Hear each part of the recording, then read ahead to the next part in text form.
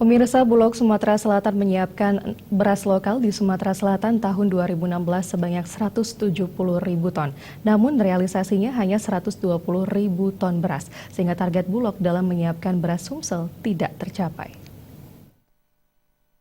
Persiapan beras di Sumatera Selatan tahun 2016, Bulog Sumatera Selatan menargetkan menyiapkan dengan menyerap beras sebanyak 170.000 ton dengan komposisi 120.000 ton beras standar dan 50.000 ton beras komersil.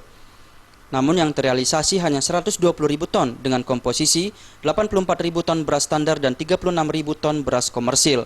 Sehingga target Bulog dalam menyiapkan beras Sumsel tidak tercapai. Beras yang disiapkan Bulog dengan harga beli sebesar Rp7.300, namun petani menginginkan harga yang lebih tinggi, sehingga Bulog menggunakan skema dengan harga komersial. Dengan kenaikan harga tersebut bisa menaikkan serapan 50.000 ton.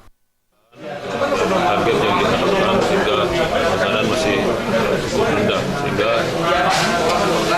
petani itu yang dibutuhkan adalah harga yang lebih tinggi lagi, sehingga kita menggunakan skema atau mekanisme dengan harga komersial.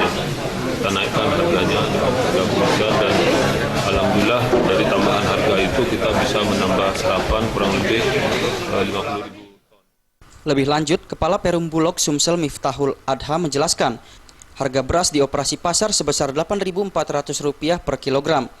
Ia berharap pengadaan beras Sumsel bisa terpenuhi, sehingga Sumsel sebagai salah satu lumbung pangan nasional bisa memenuhi kebutuhannya sendiri maupun wilayah sekitarnya. Dari Sumatera Selatan, Mega Dwi Handayani dan Gusti Putu Sumertayasa melapor.